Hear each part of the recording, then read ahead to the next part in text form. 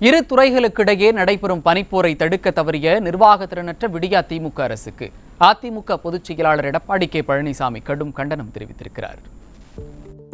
அதிமுக பொதுச் செயலாளர் எடப்பாடி கே பழனிசாமி வெளியிட்டிருக்கும் அறிக்கையில், தமிழக காவல்துறையைச் சேர்ந்த காவலர்கள் தாங்கள் பணி செய்யும் மாவட்டங்களில் அரசு பேருந்துகளில் இலவசமாக பயணம் செய்யலாம் என்று கடந்த 2021 பொம்மை முதல்வர் ஸ்டாலின் சட்டப்பேரவையில் அறிவிப்பு வெளியிட்டார். விடியா திமுக அரசின் மற்ற அறிவிப்புகளைப் போலவே வெற்றி விளம்பரத்திற்கான கண் துடைப்பு அறிவிப்புதான் என்பதை நாங்குநேரியில் காவலருக்கு இலவச பயணம் மறுக்கப்பட்டதும் அதற்கு போக்குவரத்து துறை வெளியிட்டுள்ள விளக்கமும் தெள்ளத் தெளிவாகிவிட்டதாக குறிப்பிட்டுள்ளார். விடியா திமுக அரசின் அறிவிப்புகள் சட்டப்பேரவை அறையை விட்டாவது வெளியே செல்கிறதா எனவும், ஸ்டாலின் மொழியிலேயே சொல்லப்போனால் வாய் புளித்ததோ மாங்காய் புளித்ததோ என்ற அளவில்தான் அவருடைய அறிவிப்புகளும் திட்டங்களும் இருக்கின்றன என்றும் அதிமுக பொதுச் செயலாளர்